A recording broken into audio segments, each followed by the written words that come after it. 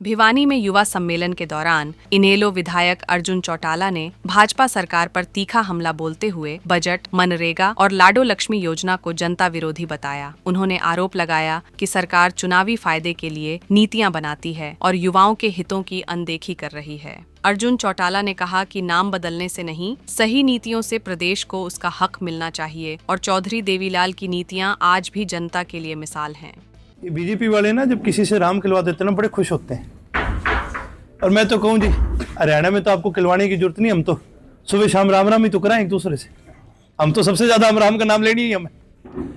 और चाहे जी राम जी कर दो, जी शिव जी कर दो, जी ब्रह्मा जी कर दो, जी माता जी कर दो, आपको जो जी लगवाने लगवा लो, लेकिन कम से कम प्रदेश को तो उसका पूरा हक मिलना चाहिए।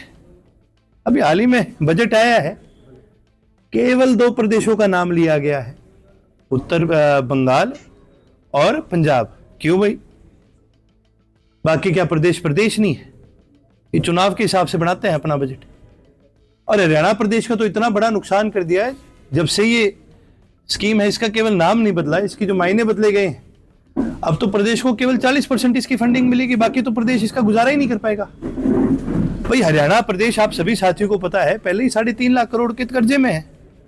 ऊपर से मनरेगा का सारा खर्चा अगर उठाना पड़ जाए, आपको लगता है प्रदेश उठा पाएगा? और इसका सीधा सीधा असर जो है वो लोगों के रोजगार पर ही पड़ता है, लोगों के परिवारों पर पड़ता है। बजट आने के बाद ऐसे में मुख्यमंत्री स्वयं प्रेस कॉन्फ्रेंस कह रहे हैं कि ये जो बजट आया है कहीं ना कहीं लोगों के लिए काफी फायदेमंद है, उसकी तमाम जो है तारीफें करते हुए नजर आ रहे थे। तो इसमें किस तरह से आप देखते हैं? अब बताओ जी, सरकार किसकी है? बीजेपी की है। बजट किसने बनाया? बीजेपी ने बनाया। नायब सैनी जी को मुख्यमंत्री किसने बनाया? बीजेपी ने बनाया। तभी अब उनको अपनी कुर्सी बचा के रखनी है कि नहीं रखनी? तारीफ तो वो करेंगे। परंतु मेरा सवाल यही है, भाई हरियाणा के लिए क्या कर दिया ऐसा ही सरकार ने? और ना केवल हरियाणा के लिए, बल्कि इस बजट के अंदर कोई भी ऐसी आपको चीज दिखी जिसकी वजह से युवाओं को फायदा हो? कोई रोजगार के लिए बड़ी स्कीम करी गई, जैसे कि मैंने बताया, हर प्रदेश के अंदर गरीब मजदूर की एक बहुत बड़ी लाइफलाइन थी मनरेगा। उन घरों में रोटी आती थी, चूल्हे जलते थे, मनरेगा की वजह से आज उस पर कितनी बड़ी रोक लगा दी सरकार ने। हरियाणा का बजट आना है, उसको कैसे देखते हैं? क्या उम्मीदें हैं? आपने कुछ देखिए जी, जिस प्रकार से सरकार का रवैया रहा है, मेरे को उम्मीद तो नहीं लगती। ये सरकार की एक बड़ी आदत है, ये कहते कुछ और है, करते कुछ और है, और कई भी बात पे तो मुकर ही जाते हैं। दुनिया में मैं भाई से बताऊं, 2 लोगों का आप कुछ बिगाड़ नहीं सकते। एक वो जो नदी के उस पार खड़े हो गया, आपने गाड़ काटा है, और एक वो जो अपनी कई भी बात पर मुकर जाए। अरे बीजेपी आने की आदत है, ये मुकर जाए 2 मिनट में। बड़ी बड़ी बातें करी थी इन्होंने लाडो लक्ष्मी की, उसको वापस रिकॉल करने का काम करा, फिर रोक लगाने का काम करा, फिर संशोधन करने का काम करा। अब इसकी किस्तें भी आएंगी तो 2-2, 3-3 महीने में एक बार आएगी, तो भी 2-2, 3-3 महीने वो पैसे बैंक में पड़े रहेंगे। उसका ब्याज कौन खाएगा? ये सरकार खाएगी?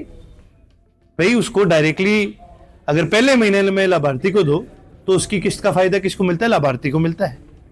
तो ये तो सरकार जिनको लाभ देना चाहिए, ये तो पहले ही उनके ऊपर कटौती कर रही है, उनसे तो पहले ही अपने कमीशन लेने का काम कर रही है। सरकार आपको लगता है किसी चीज में किसी का भला कर सकती है? सर ऐसे में बात करें, आम आदमी पार्टी भी हरियाणा में सक्रिय नजर आ रही है। अब क्या बैठ दो भाई साहब, छोड़ो। ये प्रदेश अध्यक्ष सुशील गुप्ता लगातार पूरे जिलों तमाम जिलों के दौरे कर रहे हैं, संगठन को लेकर के। क्या सुनना चाहते हो मेरे से, बताओ है? क्या टिप्पणी सुनना चाहोगे आप?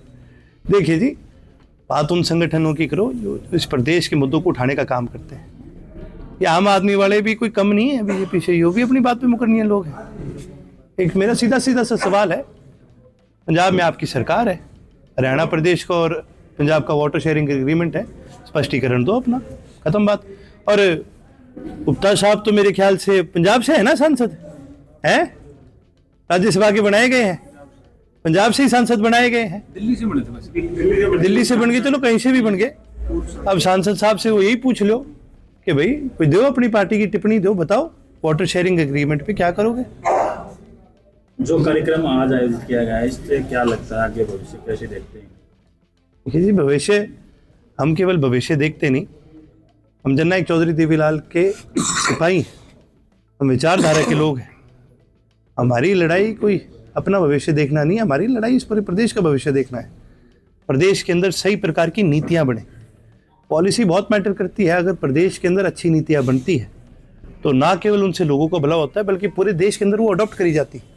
बुजुर्गों की पेंशन जननायक चौधरी देवीलाल जी ने लागू करी, आज भी पूरे समाज में उसका स्वागत होता है।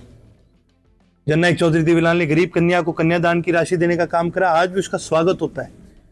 जननायक चौधरी देवीलाल ने काम के बदले अनाज शुरू करा था, जिसको बाद में मनरेगा का रूप दिया गया, पूरे देश भर में दिया गया। इस प्रकार की नीतियों से लोगों को भला होता है। हमारा प्रयास ये है उनकी विचारधारा पर चल के प्रदेश में युवाओं के लिए ऐसी नीतियां बनाई जाए जिससे ना केवल इस पीढ़ी का बल्कि आने वाली कई पीढ़ियों का हम फायदा पहुंचा सके, उनको उनकी मूलभूत जो उनकी समस्या है उनको भी दूर किया जा सके और उन तक हर प्रकार की सुविधा उनको हम प्राप्त करा सके। आवाज उठाएगी युवाओं के लिए आगे आने वाले समय में किस तरह से? हमने तो जी पहले भी उठाई और हम आगे भी उठाने का काम करेंगे। लगातार यदि किसी ने आवाज उठाई तो इंडियन नेशनल लोकदल ने उठाने का काम करें।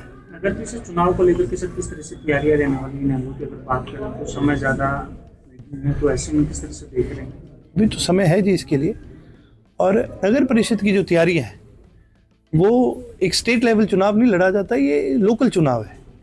जब चुनाव लोकल हो जाता है तो फैसले भी लोकल लिए जाते हैं। हमारी जिला की कार्यकारिणियाँ बहुत मजबूत हैं। हर जिले की कार्यकारिणी ने अपने अपने फैसले अपने हिसाब से लेने हैं। यही एक संगठन का जी सबसे बड़ी जो फायदा संगठन का होता है यही होता है। हम सब मिलकर के चलते हैं, मिलकर के फैसले लेते हैं।